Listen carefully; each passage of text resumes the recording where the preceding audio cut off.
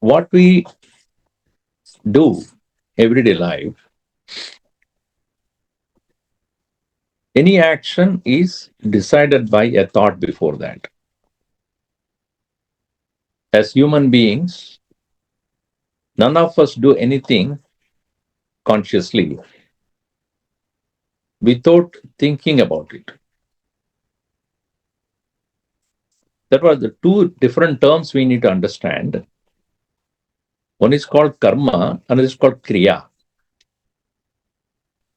Kriya is, I don't need a mic then. So kriya is an activity which happens without you consciously thinking about it. Are you all winking your eyes when are you breathing? Yes. Are you digesting your food? Yes.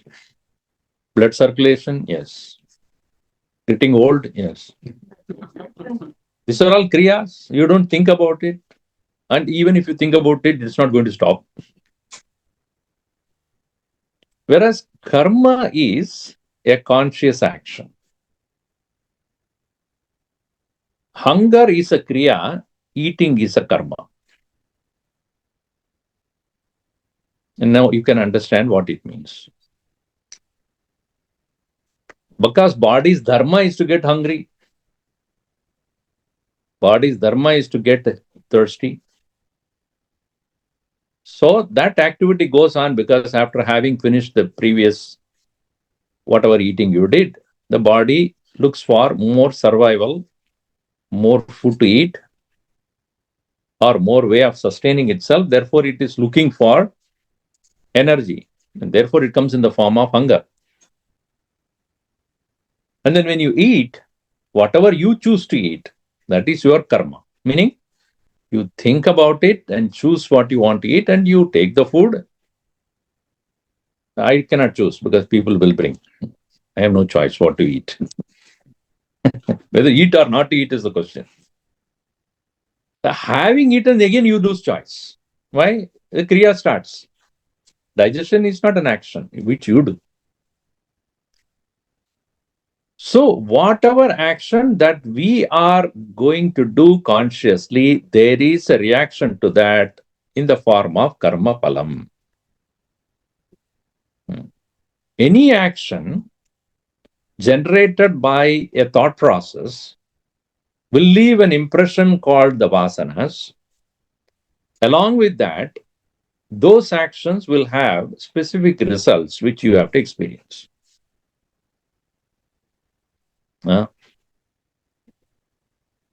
So, this is the reason why Gurudev had already always said, our actions, if it is not disturbed by vasanas, there will be no karma.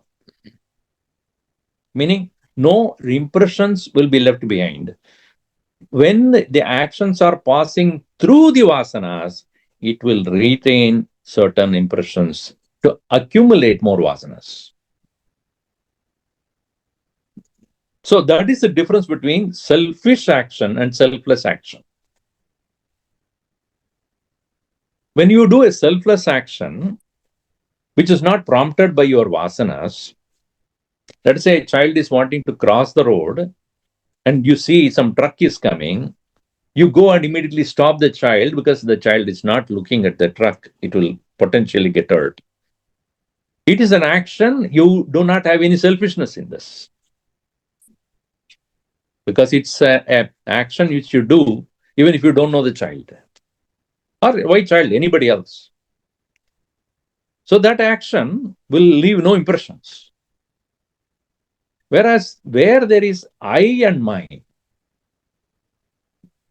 I want it, I don't want it, I like it, I don't like it.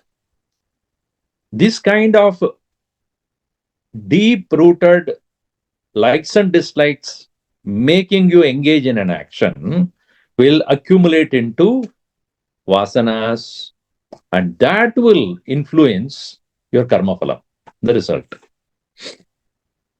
In other words, those vasanas will be the cause for your next birth.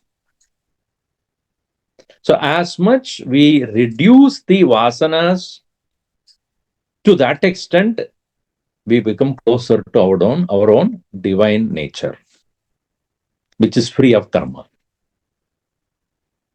Therefore, Bhagavan Krishna, while advising Arjun, said, you not wanting to fight does not stop you from, or does not release you from bondage.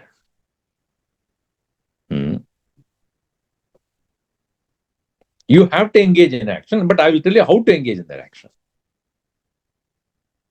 Because Arjun, when he came to the battlefield, he had a great feeling of revenge over Duryodhana, over Karna. And when he realized that along with the Duryodhana and Karna, the people who are standing are all people whom he worships, like his own grandfather, that is Bhishma, his own teacher, Drona, or other teacher like Kripa, Bhishma, Drona, and all those people are there. And then they are all puja arhaha. That's what he says. How will I kill these people who are all standing in the support of Dhritarashtra's sons, but they are worthy of worship? How will I? So suddenly there is a dichotomy in his mind. Should I fight or not fight? My vasanas are saying fight. Why? Revenge. But at the same time, I realize that this will amount to a great amount of destruction. So I don't want to fight. So he looks at the situation as black and white. Fight, not to fight. Whereas Krishna comes to say that fundamentally your purpose of the war, which you think as the purpose of the war, is wrong. The purpose of the war is not revenge. The purpose of the war is dharma. Stand by what is right and go against who is wrong. And in this process, when you are going against those who are wrong, you are not committing a sin. So therefore, to remove the... See, our situation is not a daily situation. We are not fighting with people. In our life, our mind, which is filled with so much of vasanas, we have gathered over many, many lives. In every situation, our actions are, which is born out of thought. So our thoughts are constantly influenced by or polluted by, so to say, vasanas. I like, I don't like. I want, I don't want. I wish, I don't wish. I like this person, therefore I do this way. If I don't like this person, I won't do this way. I don't smile because yesterday she didn't smile. This is the way we work. This is the way our mind gets polluted. So Gurudev used to say that when we act on our own, our likes and dislikes are really high. All our actions are depending upon what is our identification. If I am identified with a very limited aspect, to that extent, my likes and dislikes will work. For example, if I go to a restaurant and order for a food, what do I order? There are so many items are there. What I like to eat, isn't it? What I like to eat is what I order, or what is available in that place which I know they do well. Masala dosa, like, for example. Then I order that because I know that, and I have had it before. I know I like it.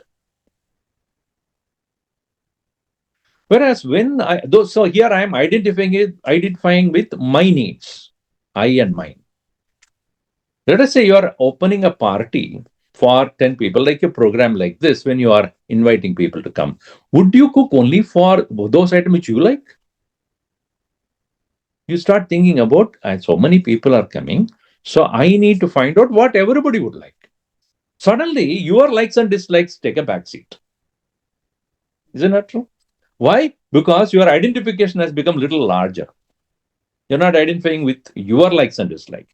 You are identifying with a group or a community or a gathering. What do they like? Obviously, you are not going to have non-vegetarian food, but because, let's say, just for an example, I like non-vegetarian food. Just for an example, at that time. And I am inviting people, and it's a religious gathering. So I would not obviously do that. Even though I like it, I forgo that. And then I order food which is definitely helpful and healthy for everybody. So, when do we overcome our likes and dislikes? Only when we identify with the larger aspect of it. Now, I am identified with the whole society, community. Then what happens? Then I have to think about what will be useful for this community, what will be useful for this society. So, Arjun, you are not an individual. You're wrongly thinking. You are representing a kingdom. So the kingdom in question is being misruled by the people who are standing against you there. Even though Bhishma and Drona are standing there, which you like and you are revering, but think of one thing. What are they standing for? They may be your own grandfather. It may be your own teacher. But what are they standing for? Wrong policy. They're supporting Duryodhana. So don't look at it, my teacher, my grandfather. No, I am now representing what? My country, and more than that, Dharma. So my personal likes and dislikes has no place here. And Gurudev goes on to say, so from an individual standpoint of identification, you have strong likes and dislikes. When you go to a family, for even a family, then when a family program is there, you make sure that you are getting things which are liked by your wife or husband, children, or the rest of the members of the family. Then you identify with a large organization or a company or a community or a society, larger the identification. Now, further large would be the whole country or a tradition or a culture or a religion you identify with. Much larger than that is the whole world. Loka sankram eva sampashyan kartum arhasi. Considering loka sangraham. Loka sangraham means the whole human, the living community. Think about it. What do they need? You are representing them. And then further higher is identifying with Paramatma. Ishwara, what does Bhagavan want? What does Bhagavan want me to do? When we come to that point, then only Mahatmas become a Mahatma. Who is a Mahatma? Who identifies with Paramatma, Supreme Lord, and identify with means what? I am representing him. Then what will be your perception? And Krishna standing there, he's saying, I am standing in front of you. What am I representing? Am I representing my likes and dislikes? I am representing Dharma. That's he is going to say in 4th chapter in Avatar. He would say, what am I representing? So coming to this point, therefore, the way we should go ahead with our life to overcome likes is the process called Citta-shuddhi. That's the topic here. Citta-shuddhi is nothing but karma bandhanam eva ashuddhi. Citta-shuddhi means karmat vimoksha, karmana vimoksha. From karma, one has to become free. From karma phalam, one has to become free. And that is possible only when we start reducing our vasanas. And the easiest way to overcome our own vasanas is to understand the purpose is more. Purpose is greater. So long as we live me and mine, my family, my children, etc., so that limitation will be always there. When I have a higher purpose, and that higher purpose is what is shown by jnanam. Therefore, Bhagavan says in Gita, Nahi jnanena sadrisham pavitram iha vidyate. There is nothing more purifying than jnanam. Sarvam karma kilam partha jnane parisamapyate. All actions will come to end when the knowledge takes place. What knowledge? It is not about some material knowledge or some subject or a particular matter-oriented knowledge, but the knowledge that I represent the highest. And for me to represent the highest, I must be qualified. Is it not? You cannot have anybody and everybody as a foreign minister of a country, can you? Because he should have the qualification to, he should know all the policies of the government, what the government is actually, opinion of the government about issues, international issues. He must be fully aware of that when he opens the mouth. Can he say, what is your opinion about Pakistan? I don't like it. He cannot say that. He cannot say that. It is not his personal opinion counts here. Because if he says that, what is it next day paper? US condemns Pakistan. Why? Because the foreign minister said that. You see, my personal opinion doesn't count here. He may have a personal opinion about it. So if I am representing God, then what should be my qualification? I should have zero likes and dislikes then. I should have zero ego. That's why it is said, no, Bhagavan gives us everything. What do we give? Give him what he doesn't have. Your ego. Usko samarpan karo. Because that's what he doesn't have. So if I am representing Bhagavan, I should be empty. Zero. Totally having no personal likes and dislikes. Gurudev used to say, be the reed in the hands of the Krishna. Empty reed. Then only he can play his music through you. Is it not? A flute must be empty. It has no music of its own. And when Bhagavan takes it to play, he can play his music. If Gurudev used to say, if it has its own music. Now, sometimes the harmonium, you press it as sound. Where is it coming from? You have to do. Otherwise, every song will be there, which may be apaswaram also. Some people may not even know what apaswaram means. What does it matter? So they are all asuraha. Meaning those who don't know swara is called asuraha. Those who don't know how to do talam called vedalaha. So here. So if it has sound, you cannot play that. So you have to find where that sound is coming from. You remove that, something must be stuck there. Remove that and press. There should be no sound. Then you can play. Similarly, if you have your own likes and dislikes, Bhagavan says, wait. That is the reason why he says, Citta-shuddhidaayai. This is definitely necessary for us to represent God or represent even a community. We should not have our own personal likes and dislikes. So Arjun, if you have come to this battlefield with an intention of personal revenge, I will not work with you. You have to empty that out. And your choice, okay, I do not like to fight and kill Bhishma and Drona because I like them, or I want to only kill Duryodhana and Karna because I don't like. That choice is not there. Why? Because both of them are representing the wrong.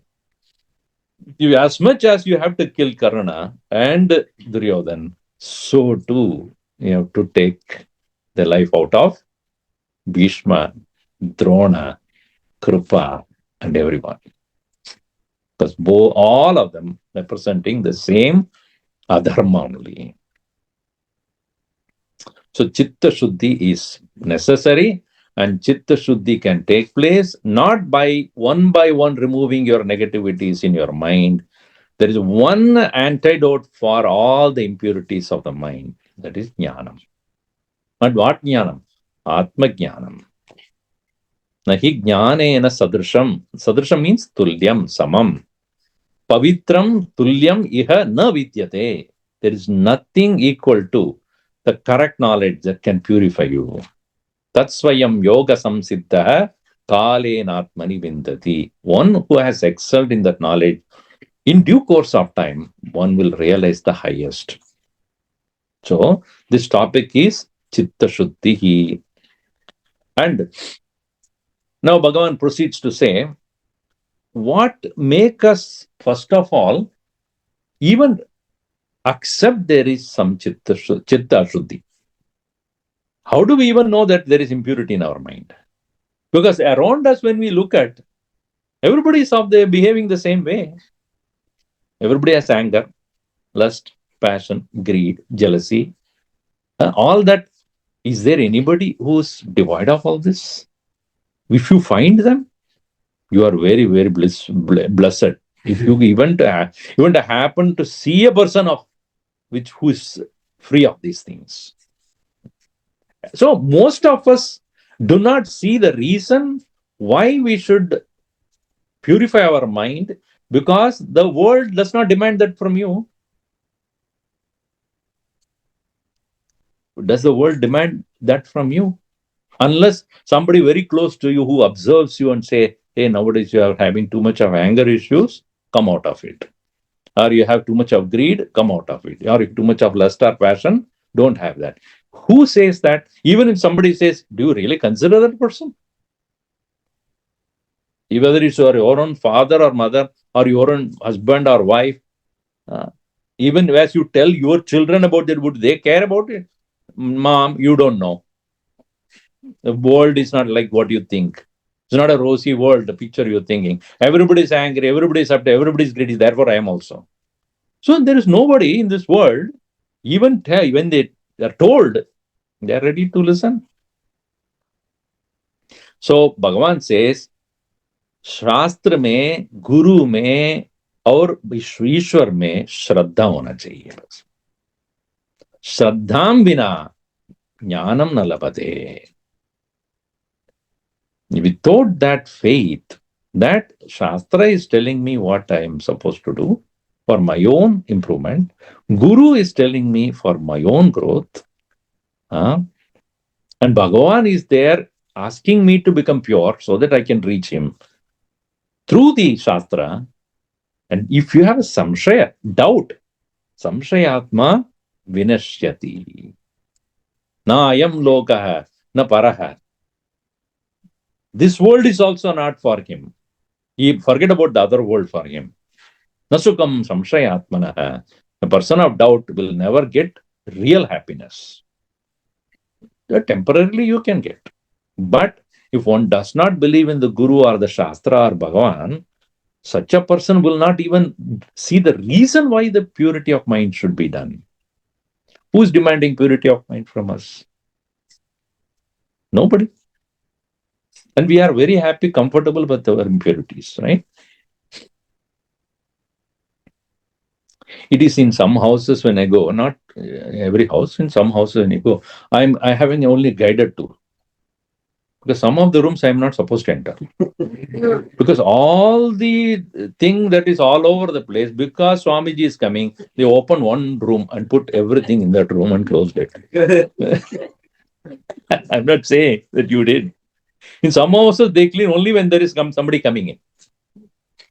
Otherwise, all over, everything there, and this is cloth everywhere, then dress everywhere, food everywhere, this everywhere. That consciousness is not there, being clean. So only when some mehman is coming, then only they will clean the place. Right? In the same way, when do we become pure? See, if they say, in most of the traditions, Fridays we don't eat meat. Let's say those who are eating meat, etc. Then Fridays we don't eat meat. Or on festival days I don't. Why? Why you tell me? Because Bhagavan doesn't want like you to do that.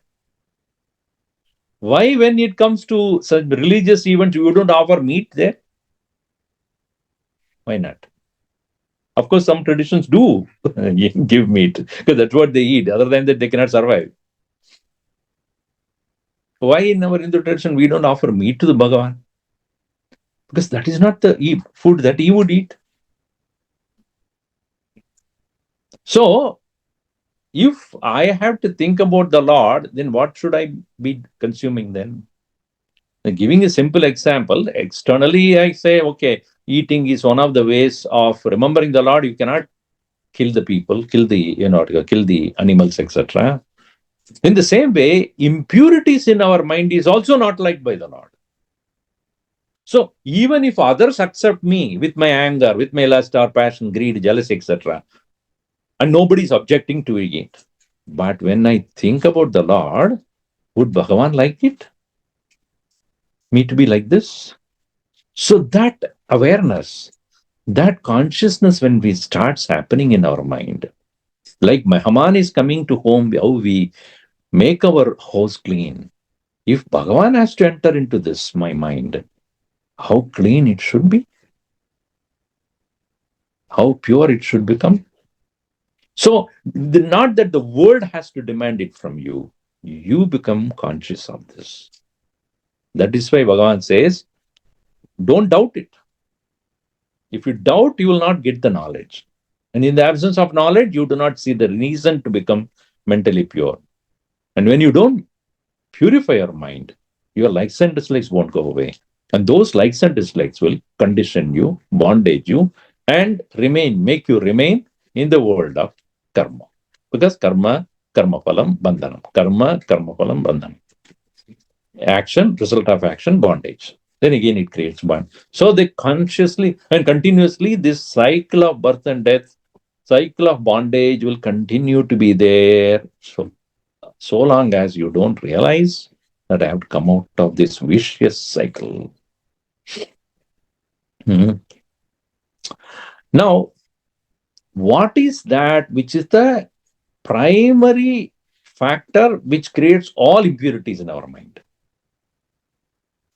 There is anger, there is lust, there is passion, there is greed, there is jealousy, there is ego. What is the one thing that causes all this? There is only one thing that really causes the whole thing. Kama, desire. Desire is the mother of all impurities. They are all his siblings only, not siblings, his offsprings. Kaam hai, cho krodh hai. One side is desire. When the desire not fulfilled, anger. When the desire fulfilled, but I want more, greed. When the desire fulfilled and I feel proud about it, mother. When my desire, somebody gets it, matsarya, jealousy. If I desire for something and he gets it, so what would I have? I am looking for it and he got it. That is called jealousy. When I don't get it, I get angry. When I get it, and always I get it, I become proud. And I get it, I want to get more, then become greed. When I get it and then it spreads into all aspects of my life, it becomes moha, delusion. So, kama, krodha, lobha, moha, mada, matsarya. Original point is what? Desire. So, Bhagavan here says, Dhumena vriyate vaknihi, yata darsho malena cha, yatolbhena avruto garbha, tata tena idam avridam. He says, the desire is of three kinds. It can be tamasic, it can be rajasic, it can be sattvic. Tamasic desires are very difficult to overcome. Very well rooted. Most of our animalistic desires cannot be overcome easily because it is there with us over many, many lives. As even we were as animals, we had those desires. Lust, for example. It cannot be overcome that easily. And therefore, they are like ulbe navrudo garbha, like the womb covering the fetus. Womb covering the fetus, it takes time. On the other hand, Rajasic desires, like I want money, I want wealth, I want respect, I want honor, I want to be recognized by the people, I want to be a command, I want to have a certain rule over people, my words people should listen, etc. They are like dirt on the mirror. It needs effort, but it will definitely can be overcome. Just like a dirt on the mirror or a dust on the mirror. Yada, on the mirror, Adarshe Malena. Adarsha Malena Avratam. Like the Adarsha, the mirror, Malena by the dirt, Avratam covered. What do we do when there's a dust on the mirror? You take the clothes, or some other dirt is also a stronger dirt, then you put some kind of a lotion, clean it. Correct? So it is possible for us to overcome that with effort. Whereas in the tamasic one, it cannot be done by you. You have to wait. It'll take time on its own. It has to maturity alone can make you come out of that. Then he says, there are sattvic desires. They are like smoke covering the fire. Tumena avriyate vahnihi. Like the fire is covered by the smoke. What efforts you need to do? Right? You don't need to do much. Take a small little fan and then do this. Little effort, the smoke will go away, the fire will burn. In the same way, sattvic desires are desire for sadhana. Japa, religious, desire to go to pilgrimage, desire to chant or do the puja, or desire to follow certain disciplines. These are all, no doubt, will also all the desires, but they can be overcome by you when you come to understand your higher nature.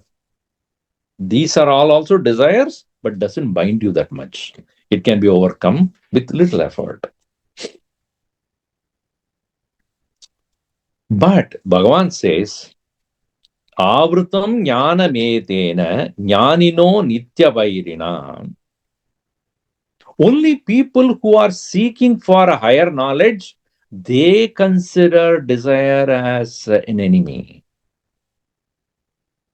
Others don't. If you ask anybody on the road, do you have a desire? Yes. You like your desire? Yes. For majority of the people, desire in their mind is a friend. Because without desire, there is no motivation. Isn't that true? If I get motivated, I must have a desire. You ask a young person, what do you want? Oh, I want to prove myself. My product should be there and I want to run my own company. I want to make this. Yes, those things are desires are there. What do they consider desire as an enemy? No. Okay, that is what is pushing me to the next level. For a jnani, meaning one who is seeking knowledge or one who gained the knowledge, he is constantly aware of desire as an enemy. Avrutam jnanam etena, kamena. Kamena avrutam jnanam. The desire is covering the jnanam. Jnanino nityavairina. Jnaninaha, for jnanins, this is a nityavairi. Kamarupena kaunteya, dushpurena analena cha. It is like a fire. Any amount of thing you put, it will grow more and more and more. Fire, by feeding, it will never stop. Can it? Not feeding alone, it will go down.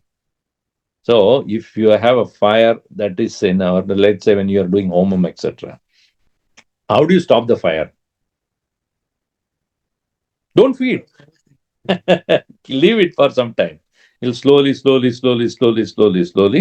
become less and less, and then it will stop. If you put one more ghee, a spoon of ghee, it will again start. Isn't it? In the same way, desire is like a fire. Dushpurayana analenach. Like that of Dushpura means never satisfied. Anala iva. Like a fire. Kamarupa. So the jnanis, the technique that the jnanis use to overcome this fire called, or the vairi called desire is not to feed. Not to feed. So one person was asked this question. One person was telling, I have 2 dogs at home. They constantly fight. But one always wins. So the friend asked, which is the one that always wins? The one whom I feed the most. Because it becomes stronger, right? So the more you feed the desire, the more stronger it will become. It will overpower your knowledge. So jnanis are aware of this. Therefore, consciously, they won't feed the desire. And we don't even know how the desire is getting fed through all our channels. Eyes, ears, nose, tongue, skin, internet, Netflix. All these are all feeding to the fire. See, when you open the TV and you will see the advertisements relevant to that particular time of the day. You open at 12 o'clock in the afternoon, it's all about pizza, burritos, and all that will come. Why? Because that's the time to eat. If you go in the evening, they'll say, vacation, cruise, and these are movie, sports. That is sports you will not find at 12 o'clock. Nobody watches it at 12 in the afternoon. They're all hungry. So through various channels, the desire is getting fed into our head. So Krishna says, I'll tell you 3 places where the desire stays in your personality. Indriyani mana buddhihi tasya adhishtanam uchyate. Eter vimohayatyeshaha jnanamavritya dehinam. Indriya, mana, buddhi. Sense organs, mind, intellect. These 3 places the desire stays. And what does it do? Indriyani mano buddhihi asya adhishtanam. Kamasya adhishtanam. Residing place. Etaihi. With these. Vimohayati. It dilutes. Yeshaha. This kamaha. Jnanam avritya. By covering your understanding. Even a person of knowledge, a person who has read a lot, even such a person can also be so easily victimized by the desire. Vishwamitra Adi, you all know the story, how in spite of their tapas, how they can be easily. That's why the animalistic tendencies are most difficult to overcome. Even Mahatmas struggle with that. So because it is so strong, it is tamasic and it would not go. So, etai vimohayati eshaha jnanam avritya dehinam. Therefore, Bhagavan says, let us start from point where we can easily overcome. Tasmatvam indriyani ado niyamya bharadarshava papmanam prajahiknyenam jnana vijnananashanam. Therefore, start with where you can easily stop feeding the desire, that is control of the senses. That is where our Citta-shuddhi process starts. Citta-shuddhi, Manashuddhi, or purity of mind doesn't start on its own. Magically, it will not happen. There is a process by which we have to start the process. They have to start, and that is not feeding the desire. And the not feeding the desire should start from controlling the input. So it said, garbage once it has come out, come inside, then you have to work with that. It is like you're playing a game, whether tennis or table tennis or any game. Once the opponent starts putting the ball, then what you have to do?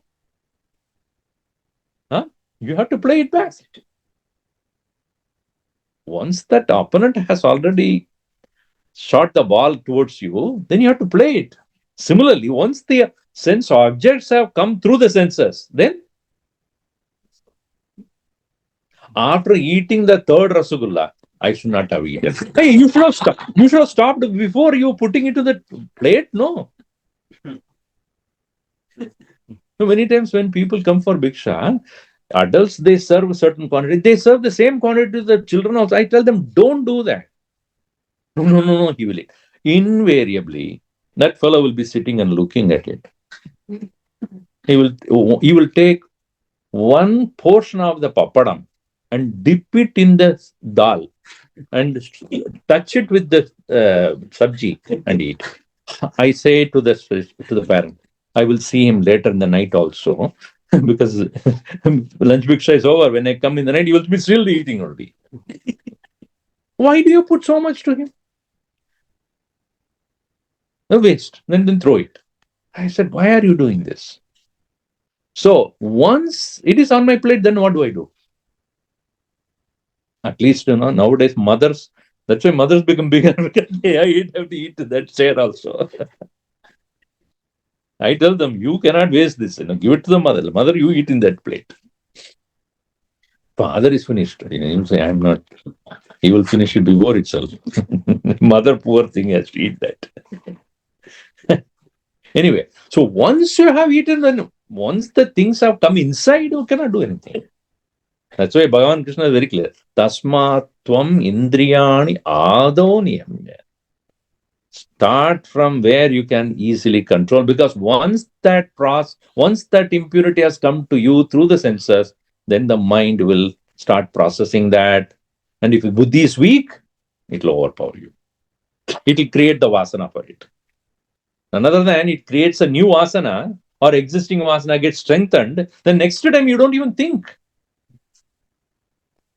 So that's why dieting is very difficult for all of us. Why? Because unless we start at some point of time to say no, it will never happen. Today it's okay, Swamiji. Weekend, no. That is when you become weekend. Stomach doesn't have weekend and all. Okay? But the stomach is daily same thing. There's no weekend for the stomach. Weekend के लिए दिवाली के लिए okay है, तो दिवाली में तो stomach के लिए भी दिवाली है. So when we say no, we mean N-O. Once it has come in, the second time you will never question it. Okay, it's okay, I'll have it. Yesterday I had it, today also I can have it. Bhagavan very clearly says, therefore stop there. Don't put that into your system. The moment it comes to your system, then you can't do anything about it. So this is Citta-shuddhidaayai. This is how Bhagavad-Gita teaches systematically how to overcome the impurities of the mind. The next one is Kaama-naashopaaya-bodhikaayai Namah. This we saw now. The desire is the cause for the problem, and that we need to overcome. The desire is the cause for the impurities of the mind. Now, it is in in Mahabharata, it is said, Kama janami te moolam sankalpat kila jayase tato na sankalpayishyami tata tvam na bhavishyasi. Oh desire, I know what is your cause? Desire is an effect actually. The cause of the desire is sankalp. Sankalp mane? Samyak kalpana. Samyak kalpana means a fanciful thought. And what is the fanciful thought? This particular experience will give me happiness. This conclusion is wrong. But once that conclusion you have already arrived at, eating this food, or seeing this movie, or hearing this music, or going to this place, or meeting with this person, if I have this person as my company, then I will be happy. Who decides this? Your mind. Your assumption. Later on you regret. That's a different thing. So that assumption that you have got, that this will make me happy, that assumption is called sankalpa. Without that assumption, or without that kind of imagination in your mind, you will not desire the object. If that object is not a source of happiness, will you go for it? An interesting thing is, if that object in question is a source of your happiness, then everybody should want that only. But you will find not all of them looking for the same thing. What I want, you have. And you are ready to give it to me. That means what? If that is a source of happiness, will you give it to me?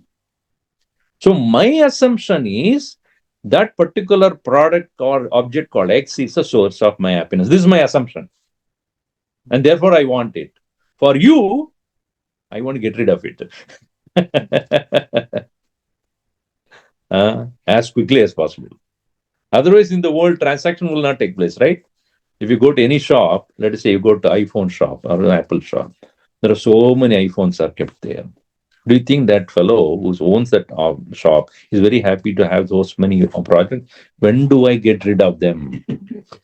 My stock is overwhelming, overstocked. I have to get rid of it. That's why he put it for sale also. Why? Get out. I don't want this. Whereas you and I look at, iPhone 17, iPhone 15, I want it. So where is the happiness? In my mind, I want it. And that fellow says, get rid of it. Is it not that conclusion in my mind is different from the conclusion that he has in his mind on the same thing? So where is it? Tell me. In my kalpana. In my imagination about an object, that it is a source of happiness, is what is causing the desire. So therefore, in Mahabharata that he said, He Kama, Janami te moolam. I know your source. Sankalpat kila jayase. You are born out of sankalpa. So what do? Na sankalpishyami. I will stop the sankalpa. What we should stop sankalpa, what we should not imagine, we should stop imagining that objects can give us happiness. Or somebody's company will give me happiness. Or going to some particular place can give me happiness. Or achieving particular position in my life can give me happiness. Or in other words, happiness is somewhere outside. This thought or this conclusion that happiness can be got by something outside me, that conclusion is wrong. If you overcome that conclusion, then alone that desire will end. Not by force. See, in the path of yoga, that's the difference between path of Vedanta and path of yoga. Yoga will ask you to stop indulging in objects or sense organs by what? Yama, niyama, asana, pranayama, pratyahara, dhyanam, samadhi. This is the eightfold step of yoga. First thing is yama, niyama, external, internal controls. Then asana, sitting quietly. Pranayama, controlling the breath. Then pratyahara, withdrawal. Dharanam, concentration. Then contemplation, dhyanam. And then absorption in the higher. This is the method. What is the methodology used by yoga, therefore? Control, control, control, control. Even though Bhagavan also says, ahadau indriyani, the word is used, niyamya. Niyamya means controlling. But he brings that niyamanam of the sense organ should be supported by knowledge that this object does not have even an iota of happiness. Knowledge should stop you. In the beginning stages, that is not our case. When you tell your children, don't do this, because you are telling they won't do it. On their own, they won't. Why? They're not thinking. Is it not? So when they are playing a game, etc., so when they are, don't do that, it'll, you have to do your homework, go do that, and don't do this. So when you say don't, the child says, why not? Oh no, you have to do something else. So not doing is a discipline because you have to do something else. But only when the child has got the priority over knowledge and education, then games, when the maturity comes, you don't need to tell. The child knows, no, this is a waste of time. Let me do some other thing. Right? In the same way, in the beginning stage, yes, we need to control external, internal organs with certain discipline, but it should be subsequently must be supported by knowledge. Knowledge of what? That this doesn't have the happiness. Then why are I obeying that? Then even if you keep that object and question in front of me, I will have no interest in that. Why? Because I know that it does not have what I want. That is why he said that sankalpa must be supported by jnana. That is why he first itself says, nahi jnanena sadrisham pavitram miha vidyate. So Kaama-naashopaaya is jnana prapti. The way to overcome the desire is by the correct source of knowledge, and knowledge gives you that maturity to think, and by thinking you will overcome your hasty conclusion that objects outside me can give me happiness. Once that understanding takes place, they don't even have an iota of happiness. That's what in the Bhajagovindam also Bhagavan Shankaracharya says, Nasya Sukam Tada Lesha. Even a little bit of Sukam is also not there. Nasti Tadashula Sukalesha Satyam. Object doesn't have even an iota of happiness. It's all depends upon who is looking at it. Gurudev used to say, when three people go to a shop, well, the wife is so enamored by the kind of various display of saris there, the man is totally vairagya. Has no interest in that.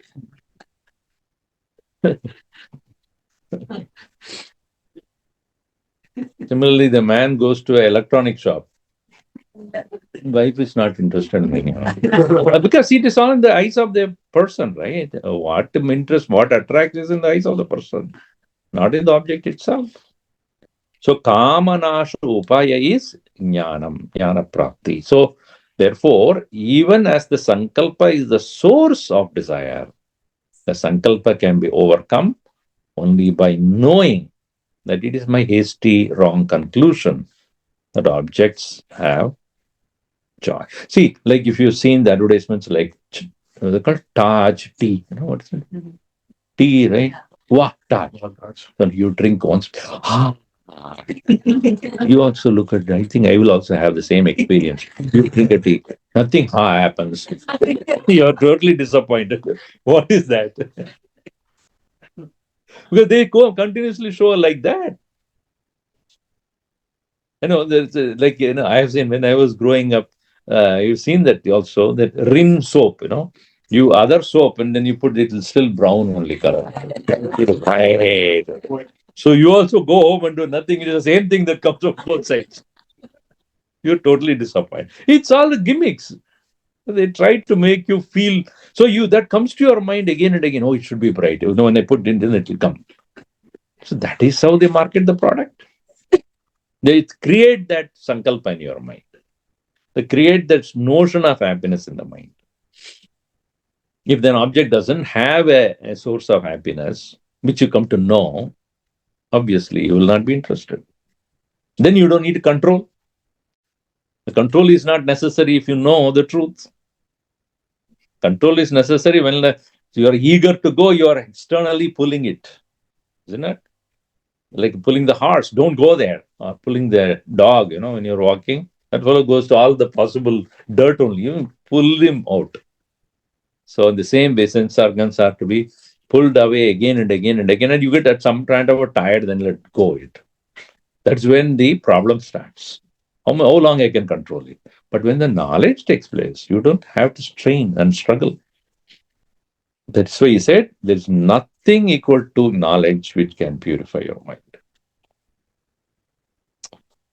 Thus, therefore, we saw two of them, that is Citta-shuddhidaayai Namah and Kaama-naashopaaya-bodhikaayai Namah. Om sarve bhavantu sukhinah, sarve santu niramayah, sarve bhadrani pashyantu, ma kaschid dukkha bhat bhavet. Om shanti shanti shanti. Harihi Om Shri Gurubhyo Namah. Harihi Om.